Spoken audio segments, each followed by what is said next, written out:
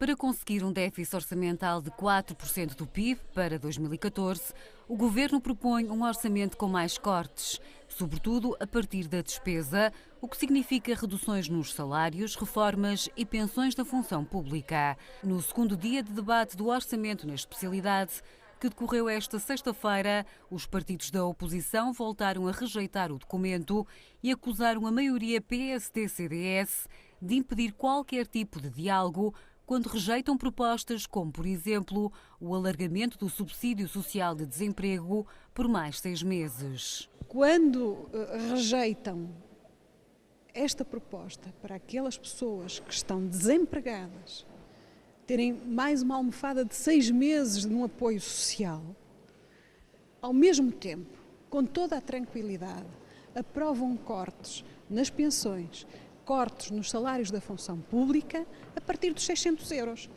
E estaremos a falar de pessoas que vivem além das suas possibilidades. Assim, não há diálogo. Não há diálogo quando a única coisa que funciona é a força trituradora de uma maioria parlamentar que nos está a esmagar a todos. O condicionamento da dívida em função do crescimento da economia e das exportações, como fez a Alemanha depois da Segunda Guerra Mundial, e não o pagamento imediato de todos os juros que são incomportáveis, e isso poupava muito dinheiro ao Orçamento de Estado. Este Orçamento de Estado transfere mais 776 milhões de euros para as PPPs, ao mesmo tempo que corta em 727 milhões as reformas, portanto compensaria largamente uma medida pela outra, e também uma proposta que apresentamos de anulação dos contratos swaps. Responder a estes problemas das reformas, dos salários, das prestações sociais é verdadeiramente fundamental se não quisermos ter um agravamento brutal da pobreza e da fome e miséria no nosso país. 82% dos cortes que são propostos são em salários, em pensões ou em prestações sociais. E apenas 4% desse esforço é que é pedido ao grande grupo económico ou ao capital financeiro.